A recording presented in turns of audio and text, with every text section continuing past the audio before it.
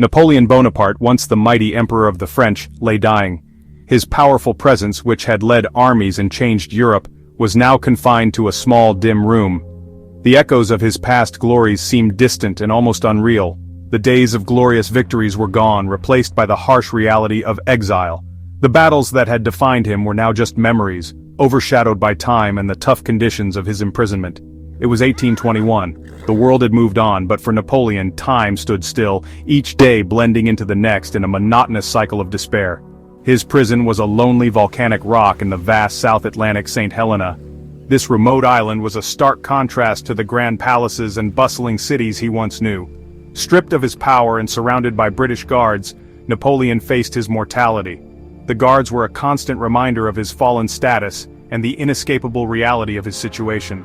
The island, a forbidding paradise, mirrored his own fate.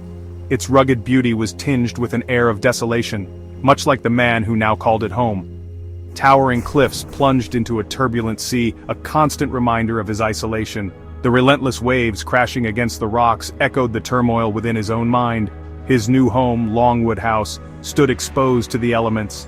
The wind howled through its corridors, and the rain battered its walls, as if nature itself conspired to make his final days as miserable as possible. Dampness clung to the air, a chilling presence that seeped into the very bones of the house. The once grand emperor, now a mere prisoner, found little comfort in his surroundings. The once vibrant emperor, now a shadow of his former self, battled failing health and crushing boredom. His days were filled with a sense of futility as he struggled to find meaning in his diminished existence. The stage was set for a final, tragic act. The stormy skies above St. Helena mirrored the turmoil within Napoleon's soul as he faced the end of his extraordinary journey.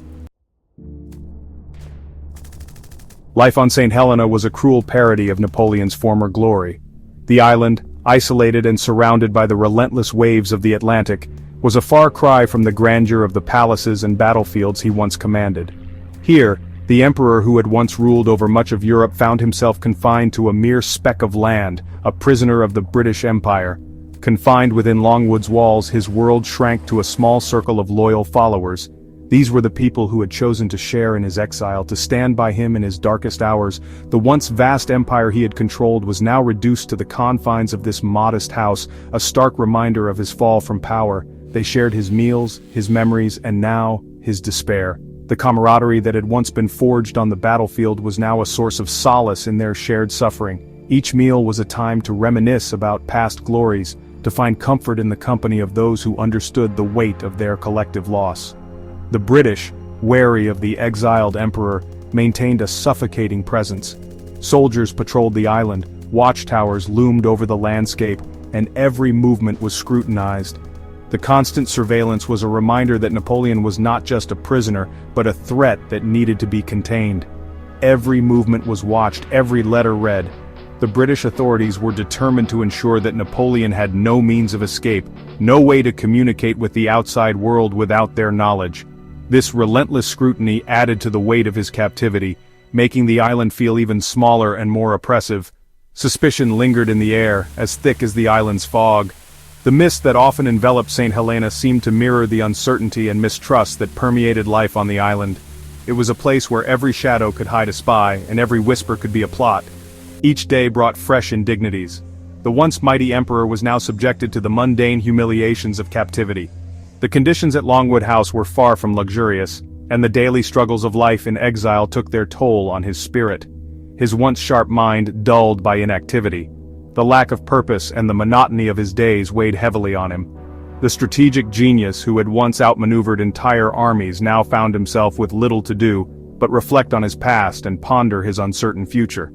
His body, once energized by the heat of battle, grew weak and bloated. The physical decline was a stark contrast to the image of the vigorous leader he had once been. Yet, Napoleon remained defiant. Despite the toll that exile took on his body, his spirit refused to be completely broken. He filled his days with dictations, reminiscing about past campaigns, crafting his legacy. Writing became his way of fighting back, of asserting his identity and his place in history. Through his words he sought to shape how future generations would remember him.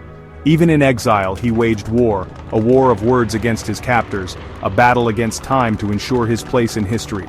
His arguments and dictations were his weapons, his legacy the battlefield. He was determined that his story would not end in obscurity. His spirit, though broken, refused to be extinguished. The fire that had driven him to conquer Europe still burned within him, even if it was now a flicker rather than a blaze. In the end, it was this indomitable spirit that defined Napoleon, even in his final days on St. Helena. By the spring of 1821, Napoleon's health took a nosedive. Stomach pains turned into relentless agony. His face grew pale and gaunt. His energy faded away. He lay in bed surrounded by loyal friends and British doctors. His sharp mind began to wander. He reminisced about past battles and Josephine, his first love. Rumors spread like wildfire. "The emperor is dying," they whispered. Was it the island's dampness, bad food, or something more sinister? The world waited for news from the remote South Atlantic. Years after Napoleon's death, a shocking find reignited rumors of foul play. Preserved hair samples showed high levels of arsenic. Longwood House seemed to hold dark secrets. Arsenic, a silent killer, was the prime suspect. Was Napoleon slowly poisoned? The clues, though indirect, were compelling. Some blamed the British, wanting to silence him. Others suspected personal enemies seeking revenge. The mystery grew, overshadowing Napoleon's final days. Chapter 5. Whispers of Conspiracy. The idea of poisoning, once a wild theory, started to gain believers. Napoleon himself thought he was being slowly killed, always watched and growing weaker. Was it the British, scared of his comeback, or a jealous rival wanting to remove a threat? Theories swirled, each more intriguing than the last. Some whispered about Count Charles Tristan Montholon, a close aide with a dark past and maybe a motive. Others blamed the arsenic-laced wallpaper, common in Victorian homes, as a possible accidental poison. Chapter 6. Doctors divided, doubts remain. Not everyone believed it was foul play. Napoleon's doctors couldn't agree on what caused his death. Some blamed the harsh climate of St. Helena. Others thought it was a family history of stomach cancer. They pointed to his stomach pain and weight loss. But their debates didn't stop the rumors. The evidence was still unclear. The mystery of Napoleon's death remains unsolved. Chapter 7. Island Prison, Silent Witness. St. Helena, Napoleon's final prison, holds the key to his mysterious end. This remote island in the South Atlantic was chosen for its isolation, ensuring the emperor could not escape. Here, far from his former glory, Napoleon spent his last years. The island, like Napoleon, is an enigma.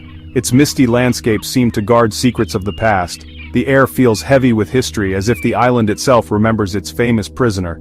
The rugged beauty, towering cliffs, and crashing waves hint at danger. The island's natural defenses made escape nearly impossible. It was a fortress of nature, keeping Napoleon confined. The howling wind seemed to whisper secrets. It carried stories of ambition, defeat, and exile. The island felt alive, a silent witness to Napoleon's final chapter. Longwood House, now a museum, stands as a silent witness to history. This modest home, where Napoleon lived out his days, offers a glimpse into the past. Its walls have seen the rise and fall of an emperor. The dark rooms, once filled with Napoleon's hopes and dreams, now echo with the footsteps of curious tourists. The dimly lit interiors tell the story of a man who once ruled an empire but ended his days in solitude. Visitors come seeking answers, hoping to unravel the mystery of Napoleon's final days. They walk through the halls, trying to understand the man behind the legend. The museum offers a tangible connection to history, yet the island keeps its secrets, leaving visitors to wonder and speculate.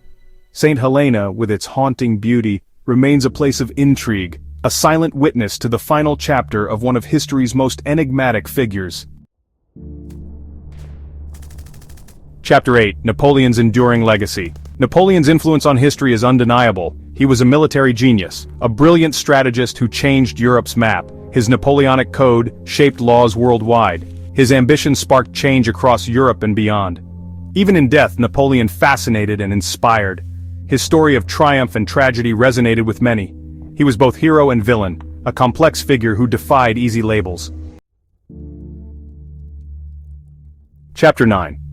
An unsolved mystery for the ages. Did Napoleon die from illness, or was he poisoned? The mystery keeps historians and enthusiasts guessing. Clues are like whispers in the wind. Time blurs details but deepens the intrigue. Napoleon's death remains unforgettable. It's a testament to history's allure and the mystery of one of its most fascinating figures.